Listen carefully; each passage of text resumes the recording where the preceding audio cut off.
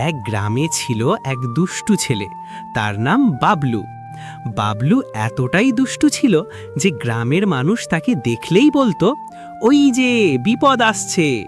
একদিন সকালে বাবলুর মা তাকে বলল, বাবলু, বাজার থেকে 1 কেজি ডিম নিয়ে আয়। বাবলু ডিম কিনে বাড়ি ফিরছিল। হঠাৎ তার মাথায় একটা দুষ্টু বুদ্ধি এলো। সে ভাবল, আজকে একটু মজা করা যাক।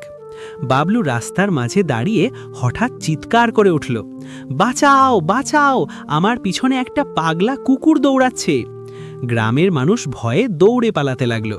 কেউ গাছে উঠল, কেউ দেয়ালের ওপর উঠে গেল। কিন্তু সবাই একটু পরে দেখল কোথাও তো কুকুর নেই।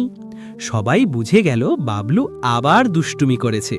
তারা রেগে বলল, এই ছেলে একদিন আমাদের হার্ট অ্যাটাক করাবে। বাবলু দাঁড়িয়ে দাঁড়িয়ে হাসতে লাগলো।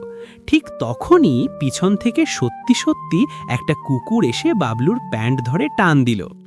বাবলু এবার সত্যি সত্যি চিৎকার শুরু করলো, বাঁচাও বাঁচাও, এবার সত্যি কুকুর।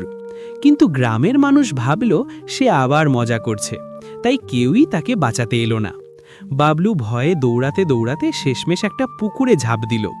পুকুর থেকে ভিজে অবস্থায় উঠে সে বলল, আজ থেকে আমি আর দুষ্ট